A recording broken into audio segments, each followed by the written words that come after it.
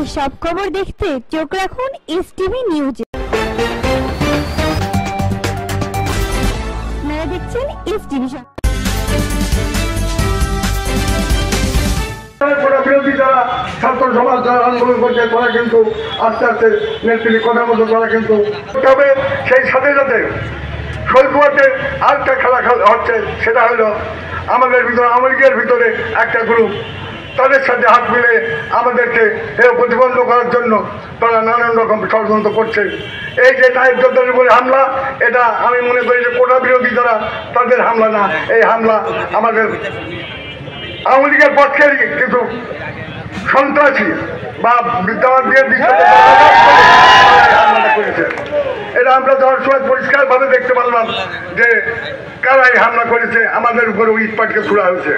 যে তাই যারা আমি মনে করি যে আগে আমাদের এই আওয়ামী লীগের মধ্যে আওয়ামী লীগকে যারা সত্যিকারের আওয়ামী লীগ করে তাদেরকে ঐক্যবদ্ধ করতে হবে। এই ঐক্যবদ্ধ করার জন্য আমি আমার আন্দোলন করছে, আওয়ামী লীগের বিরুদ্ধে যারা ষড়যন্ত্র করছে তাদেরকে আমরা বয়কট করি।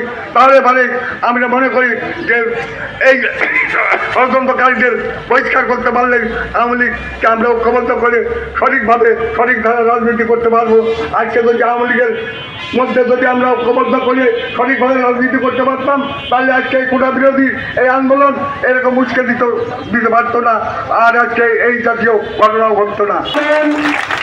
আমি 7 নম্বর আওয়ামী লীগের নির্যাতিত নিপীড়িত নেতা কর্মীদেরকে আজকের এই প্রতিবাদ সমাবেশ থেকে তাদেরকে অভিবাদন জানাচ্ছি। কিছুদিন আগে যার পোস্টার মধ্যে চা খাওয়া যে জয়যুক্ত হয়েছে আপনার আমার নেতা আমার নেত্রী, আমার কেন্দ্রীয় নেতৃবৃন্দ যখন ওই কোমলমতি ছাত্র ভাই বোনদেরকে বোঝাবার চেষ্টা করেছে, তারই সূত্র ধরে আমার ছোট্ট বড় ভাই সেই কোটা বিরোধী যারা আন্দোলন করছে তাদেরকে উনি বোঝাতে গিয়েছিলেন। তারা মেনেও নিয়েছিল, তারা চলেও গিয়েছিল। কিন্তু আমি প্রশাসন ভাইদেরকে বলতে চাই,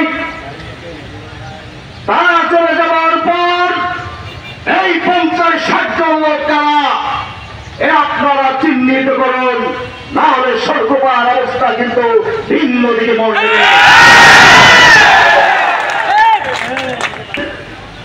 যে যারা কোটা বিরোধী আন্দোলন করছে তারা তার উপরে আঘাত করেছে, আমি এই কথা বিশ্বাস করি না।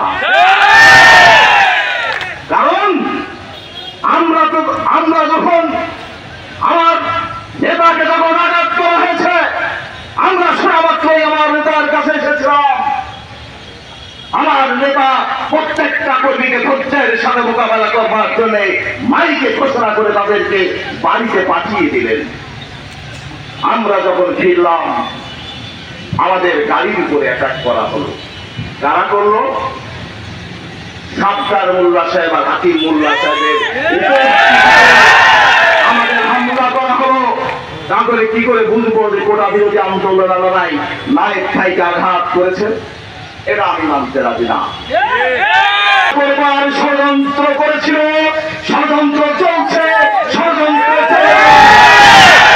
আপনি মাননীয় সংসদ সদস্য, আপনি এমপি, যদি এখনই যদি আপনি শিকড়ের উপরে না ফেলতে পারেন তাহলে আপনার সাথে